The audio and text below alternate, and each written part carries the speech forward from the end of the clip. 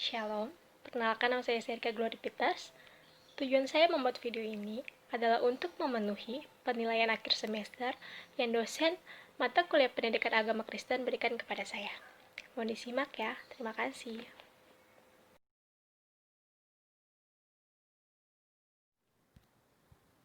Baiklah, kita masuk ke materi yang pertama, yaitu perspektif Kristiani mengenai hakikat dan tanggung jawab. Hakikat manusia tentunya berpijak dari Alkitab, terkhususnya dalam kitab Kejadian 1 ayat 26 dan 27. Di sini berisi pernyataan Allah mengenai penciptaan alam semesta, termasuk mengenai penciptaan manusia. Dalam kitab ini juga menyatakan bahwa manusia merupakan ciptaan Allah, bukan jelmaan sebagian dari diri Allah atau anak biologisnya. Manusia adalah hasil karyanya yang diciptakannya secara unik, berbeda dengan ciptaannya yang lain. Allah membentuk manusia dengan tangannya sendiri dan menghembuskan nafas hidup ke dalam hidungnya. Dalam kitab ini juga menyatakan bahwa Allah menciptakan manusia menurut gambar dan rupa Allah. Terdapat 3 arti dan makna gambar dan rupa Allah dalam diri manusia, yaitu bahwa manusia adalah milik Allah, bukan manusia. Lalu bahwa manusia mempunyai hubungan timbal balik, seperti kasih Allah yang diberikan kepada manusia harus dibalas dengan cara mengasihi sesama dan melaksanakan kewajibannya sebagai manusia. Dan bahwa manusia memiliki kebebasan dan kemerdekaan. Allah memberikan hukum-hukumnya pada manusia, namun manusia memiliki kebebasan untuk patuh atau tidak patuh terhadap hukum tersebut. Kemudian dalam Kejadian 1 ayat 28 dan Kejadian 2 ayat 15, dikatakan Tuhan memerintahkan manusia untuk beranak cucu, memenuhi dan menaklukkan bumi, menguasai alam semesta, mengusahakan serta juga memeliharanya. Namun, manusia juga diberi kebebasan untuk mengikuti perintah Allah atau tidak, untuk memilih yang baik dan yang jahat, tapi tentu saja kebebasan tersebut memiliki batasan. Kemudian dalam kitab Kejadian 2 ayat 18, di sini Allah menyatakan bahwa tidak baik bagi manusia untuk seorang diri saja, sehingga ia menjadikan penolong bagi manusia yang sepadan dengannya. Sebelum Hawa diciptakan, telah banyak ciptaan Tuhan yang lain, seperti hewan dan tumbuhan yang menemani Adam. Namun, semuanya tidak sepadan dengannya. Manusia merupakan makhluk sosial yang tidak dapat hidup sendiri, jadi manusia memerlukan manusia lain dalam hidupnya. Kemudian Allah dalam kekristenan. Dalam kekristenan, Allah disebut sebagai Bapa. Selain sebagai pencipta dan pemelihara ciptaan, dan pelindung bagi anak-anaknya, umatnya, Bapa mempunyai hubungan yang kekal dengan anak tunggalnya, yaitu Yesus. Untuk mewujudkan rencananya, maka dia mengirim anaknya yang tunggal Tuhan Yesus Kristus untuk membayar upah dosa. Yesus Kristus menembus manusia hingga dapat memenuhi standar kebenaran Allah.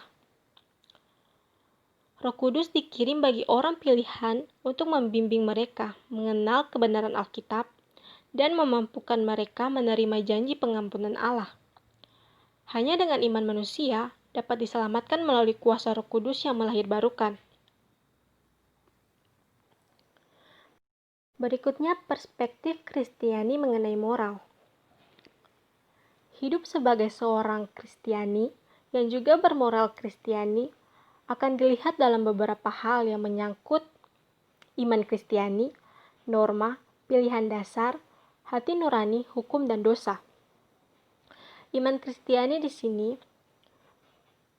dalam dunia pengikut Kristus, kita percaya bahwa kita dapat berbuat baik. Berbuat baik yang seperti apa?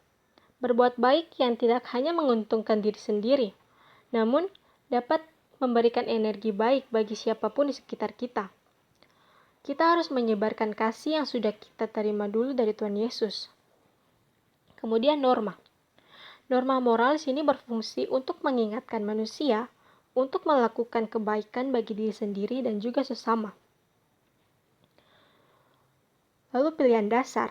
Pilihan dasar yaitu tindakan manusia dalam berproses untuk menentukan sebuah pilihan dasar merupakan arah hidup dalam pribadi manusia. Kemudian hati nurani.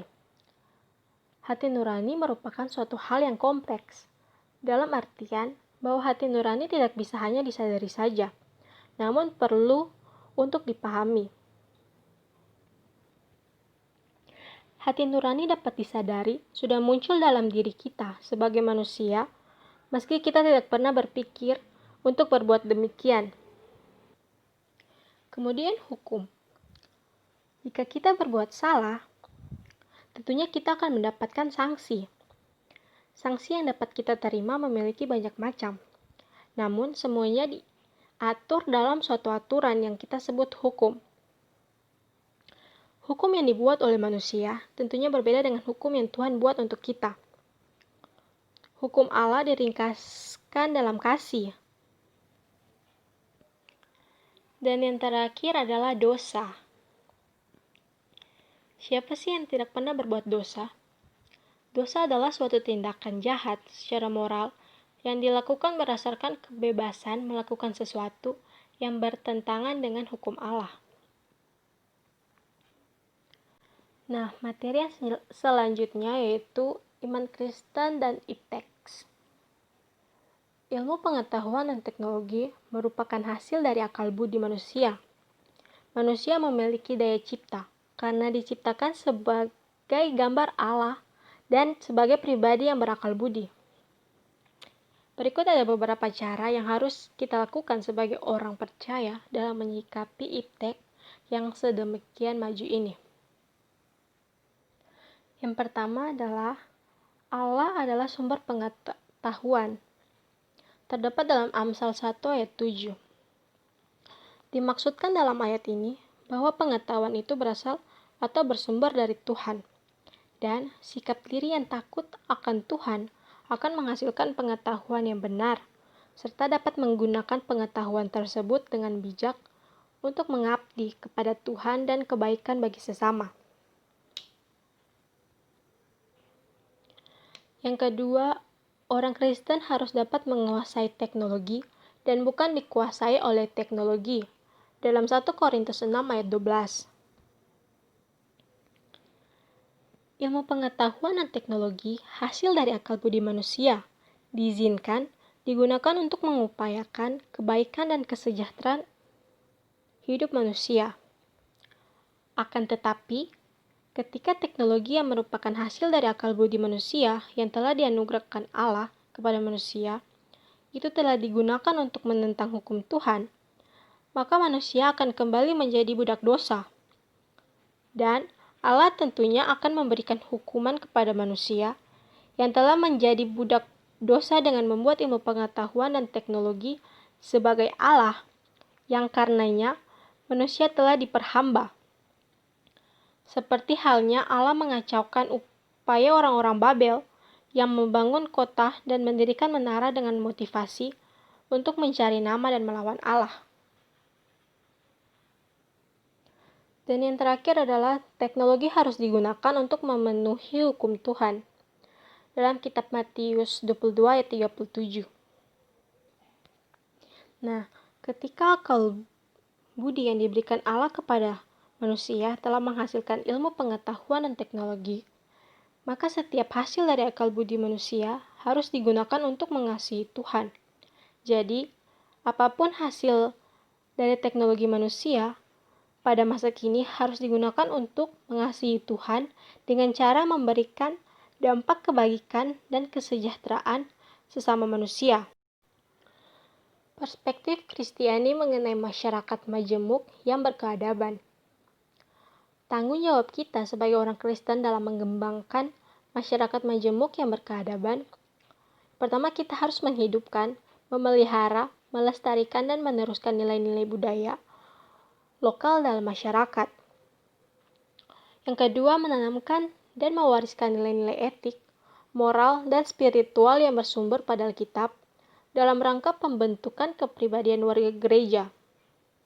Dan yang ketiga, mengembangkan dan memprakarsai dialog lintas agama dan budaya dalam upaya menemukan solusi bersama untuk mengembangkan masyarakat yang berkeadaban. Berikutnya perspektif Kristiani mengenai budaya. Tuhan tidak menciptakan manusia dengan kemampuan liar yang membuatnya tidak mampu bermasyarakat. Tuhan menjadikan kita dengan kemampuan untuk menerima perbedaan orang lain. Dengan demikian, manusia mampu berelasi dengan orang lain dalam kesadaran, dalam suatu ketergantungan. Semakin tinggi budaya seseorang, makin tinggi rasa kebergantungannya pada orang lain. Semakin tinggi rasa kebergantungannya pada orang lain, maka setiap orang semakin saling menghargai satu sama lain. Karena saling menghargai, maka dunia aman, tenang, dan nyaman. Meski demikian, budaya perlu mengalami suatu pembangunan, pembaruan, dan terus diproses untuk selalu sepadan dan sejalan dengan kehendak Allah. Perspektif Kristiani mengenai politik.